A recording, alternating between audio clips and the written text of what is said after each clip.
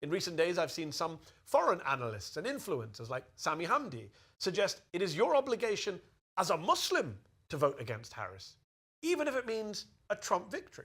People in power have misused it, and now there has to be a change and a better world has to be built.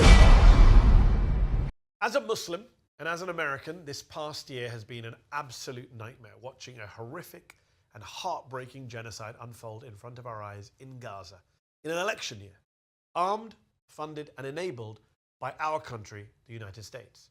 An election year in which the choice is between two effectively pro-genocide candidates, Kamala Harris and Donald Trump. And yes, Jill Stein is in the race too for the Greens, but look, she can't win and won't win, as our own people now admit. So because Jill can't win, you're trying to justify voting in a genocidal candidate? The point is to demonstrate to the Democrats that Muslims are not shamelessly, obsequiously enslaved to them, regardless of whatever they do, including genocide. For a lot of Muslim voters, though, the only thing that matters is punishing the Democrats who are in power right now. It's not the only thing that matters. You are being rather slippery, my friend. The thing that matters to Muslims is not to be so cheap, that despite genocide, the Democrats expect to be supported by Muslims, support you are pushing. The point is to demonstrate that there is a political price to pay when betraying humanity, and doing so loud and clear. And I understand that. I get it. I feel it too. I also want to politically punish them. What they've done on Gaza and now Lebanon is immoral, illegal, outrageous, as I have been saying for 12 straight months. But how does voting them in punish them exactly? I am, though, uncomfortable watching some Muslims weaponize our faith and our sense of community to try and score political points. What are these political points exactly? There is no candidate being pushed except by you. To badger people into voting against Harris, no matter who or what comes next. This is very sneaky of you. Very, very sneaky indeed. You yourself are here underhandedly pushing the Democrat vote whilst invoking the Muslim, that is Islam-based community. So is it okay when you do it? In recent days, I've seen some foreign analysts and influencers like Sami Hamdi. You mentioned foreign, it seems, only to otherize him. You yourself are a born and bred Brit, regardless of your current residence. Moreover, being foreign doesn't bear on his political analysis, nor does it bear anything on us being required to be a Muslim unity, which you yourself are invoking our faith, our sense of community, whilst simultaneously invoking nationalism and national interests, prioritizing over united Muslim interests. Suggest it is your obligation as a Muslim to vote against Harris, even if it means a Trump victory. I've seen a big group of American imams, many of whom I respect, writing an open letter quoting the Quran and urging Muslim Americans to abandon Harris. Now, in my view, there are three big problems with this line of argument, and I hope you can hear me out in good faith, even if you don't necessarily agree with me. Okay, in good faith. But up to now, you do not seem to be extending that same courtesy with the framing of your presentation, which appears to be influenced by your agenda for pushing the Democrat vote. And to be clear, by the way, because there is a lot of misinformation going around, I'm not here to tell you to vote for Harris. Oh, really now? No, I'm not going to tell you how to vote. But I do want to explain to you what I think is at stake, what you need to be thinking about as you cast your vote, and why it's a little more complicated than some folks on the internet might have you believe. Okay, so you're going to be nuanced, balanced, and objective. Sure, let's hear you out. Number one, the increasing use of Islam, of religion, of faith, of invoking the Quran to try and get people to vote the right way, almost emotionally blackmailing them into not voting for the Democrats, and the accompanying insinuation that you're not a good Muslim, or not even a Muslim at all, if you decide to vote for the candidate who you think is the lesser of two evils. That line of thinking, that line of argument really bothers me. The Green Party's vice presidential candidate, Butch Ware, who is a Muslim, recently referred to other Muslims who support Kamala Harris as Muslims, in quote marks, as if they're not real Muslims, as if they're fake Muslims. That is a very dangerous road to go down. You're the Green Party, you're not ISIS. You shouldn't be takfiring fellow Muslims, especially over a secular, domestic political disagreement. You don't know what's in another person's heart, what moral calculations they've made about how best to use their vote, given what's at stake in this election. Who are you to judge another person's faith? This is a totally fair critique. Bar one sly analogous implication, you're not ISIS. This is ironic coming from you because he never said they're not Muslim, and the insinuation could have been unprincipled Muslims when being judged by their own actions. By equating what he said with ISIS is sly mudslinging and ought to be beneath you, Mehdi. But your broader point is correct. He should have been clearer. Number two, this idea that if Muslim voters deliver a defeat to the Democrats come November, the Democrats will then be forced to take the Muslim vote seriously, and Muslim Americans will have a newfound political power here in the United States. I've heard that everywhere. Now, I don't want to sound patronizing here, but it is a little naive and simplistic to think US politics works in this way. I'm sorry, it doesn't. I wish it did. And I hate to be the bearer of bad tidings, but trust me, it's not how the US political system works. But how does it work? Lobbying, oligarchy, masquerading as democracy? Where two parties are only viable, and both are in the pockets of the likes of AIPAC et al.? Voting for Democrats for Muslim empowerment isn't naive? Who's being naive now? A little more than trust me, bro, please. I mean, do you really think that, let's say, Muslim Americans cause Kamala Harris to lose Michigan and lose the presidential election in November, that on the morning after the election, Democrats will wake up and say, wow, if only we'd been more pro-Muslim. Well, we've learned our lesson. Now we're going to listen to Muslims on Palestine and on foreign policy. No, but no one is saying that. This is a straw man. What Sami et al. Are saying is that they will understand that the Muslim vote isn't to be trifled with, that there are consequences. They may never love you, but they should learn to respect you. What you are pushing is commitment to them, no matter what they do and why, because they're the only viable option to win against Republicans. It's not a good enough reason, sorry, to demonstrate no backbone whatsoever. No, of course not. What they'll do is say, good luck to you, Muslims. You helped Trump win. Now you're on your own surviving under him. Ha, how scary. How unalone we have been with Obama and Biden. God, they were heaven sent by the way you seem to be framing this. You'll have one party, the Republican Party, that already hates us, and another party now that hates us too. Committing genocide with impunity isn't exactly the definition of love, Mehdi, my friend. Now, you may not care about that, fine. But I'm not sure how that gives us any political power or leverage in this country. Well, by showing some backbone and not just bending over backwards, irrespective of what inhumane atrocities are committed. How about being principled, brother? How about that? Even if they do not learn to love us, this will demonstrate, unequivocally, that they should respect us. At least a first step. And of course, lobbying and public opinion must also be incorporated for holistic empowerment and spiritual ethics above all. What you are teaching is to be shameless and unprincipled, but why?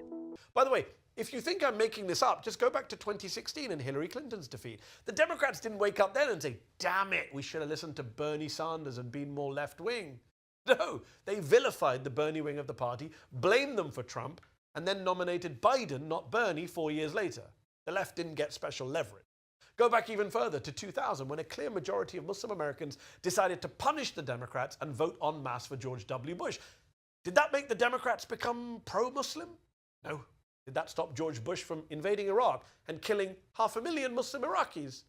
No. Did Obama endlessly drone bombing Muslims around the world help us? Did Biden aiding genocide help us? No. So you seem to be making no valid points. Despite speaking a great deal, Mehdi, and I actually like you. But number three, the biggest issue I have is with the minimization of the danger posed by Donald Trump. This suggestion that if Muslims abandon Harris and if Trump wins, it won't be so bad because, Trump's not that bad. I do not think anyone has said he isn't that bad. The entire system is rotten. It is about leveraging our abilities in an unfair system to our utmost advantage as an ummah, which trumps personal luxuries in the world's richest, most imperial nation. Personally, I find it rather shocking, offensive even, to see people rewriting the history on Trump, the history of just 4 years ago. We've become like goldfish, no memory of anything that happened more than a week ago, it seems. This analyst, Sami Hamdi, said in a recent viral video that, and I quote, "You survived 4 years of Trump, you can survive again." Well, no, we didn't survive 4 years of Trump. Stop saying this. It's just not true. 450,000 Americans died from COVID on Trump's incompetent watch while he was telling us to inject disinfectant into our arms. And according to one study, 40% of those deaths were preventable. So 180,000 Americans would be alive today were it not for Trump. What is the study? I notice you mentioned no source. And does the one study you mentioned say it is because of Trump specifically? What are its merits if so? Also, Sami said you survived, which objectively you have. We know it is between two demons. The position being advocated is not to vote for them. When they commit genocide, if we fail to even set a limit here, do we simply have no limits, shame, integrity? Another 25,000 Americans might also be alive today if Trump hadn't made it so hard for them to access health care. Perhaps, but your entire country, both parties, that is, refuse to nationalize health care and offer it as a human right to everyone without charge. That is despicable, and that includes the Democrats. Well, that's Americans, you might say. At least he didn't do a genocide in the Middle East. No, we won't say that. Thank you. Yes, he did. Yes, he did. In Yemen, where he helped MBS kill tens of thousands of Yemenis over 4 years. 2018, in fact, was the most violent year in the history of the Yemen civil war. 30,000 deaths on Trump's watch. Not to mention all the drone strikes he did. More than Obama and more than Biden. Yes, and that is truly disgusting. But no one is saying he is good. So if the argument is you're stepping over the corpses of Palestinians if you vote for the Dems, then aren't you also stepping over the corpses of Yemenis by allowing Trump to win again? Or the future corpses of Iranians, who Trump is now openly threatening to support the bombing and killing of?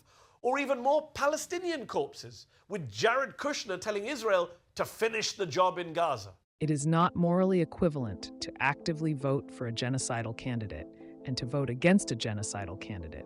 If someone said, kill the cat or I will kill the cat, and their interlocutor refused, causing the cat to be killed, it doesn't make them morally culpable.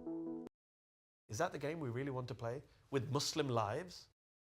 And look, to use dead Muslims as a cudgel, as a stick in this way, to bully and blackmail people into voting for what you want, is not just distasteful, it's awful. You are being very peculiar here, Mehdi. You just did it yourself, using Yemen, Iran, Palestine, heck, even COVID deaths, whilst pretending like you didn't. This is sly, brother. Moreover, it is relevant. It is not distasteful. What is distasteful is the politicking, maneuvering you have resolved to in this video, unfortunately. And it's also nonsensical. Most Muslim Americans already voted for Joe Biden in 2020. Did anyone say at the time that they would have to answer on the day of judgment to the hundreds and thousands of Iraqis that Joe Biden helped kill by pushing for the Iraq War back in 2003? No. Most Muslim Americans understood back in 2020 that stopping Trump was more important than punishing Biden for Iraq. Did it occur to you that they could have been wrong, that people learn and grow, that a century-long genocide is perhaps just one step too far? That frustratingly, tragically, pretty much every president of the United States kills Muslims, kills people abroad. There are no good, clean, or pure options. Sorry. So look, whether or not you vote for Harris, that's up to you. It isn't an easy choice. But it is a choice. Let's not lie to ourselves about this. It isn't happening in a vacuum. And the alternative to Kamala Harris come Inauguration Day 2025 will be Donald Trump. Not Jill Stein. The same Donald Trump who Netanyahu and Ben-Gvir want as president. They don't want Harris. A lot of Muslims don't want to give Netanyahu and Ben-Gvir what they want, and so they may hold their noses and vote for Harris. That doesn't make them bad Muslims or pro-genocide. And so it does annoy me that some in my community, the Muslim American community, want us to pretend that this is an easy choice, that you just abandon Harris to support Gaza, that you have clean hands, and that you then have no moral responsibility for the pro-genocide, pro-Netanyahu, anti-Muslim, racist, unhinged Trump who comes next, because that is who comes next, whether you like it or not. You make valid points about the entire system being rotten, and that it isn't an easy choice.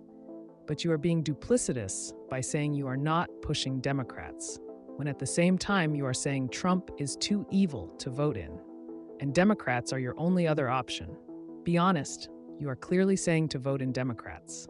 Too much rhetoric isn't good for you, Mehdi. Integrity matters much more, my friend. And so the reality is that no matter who you vote for, or whether or not you vote at all, your hands aren't going to be clean. Again, sorry. This is sly. You blame the other side for guilt tripping, and yet here you yourself guilt trip, except your argument makes far less sense.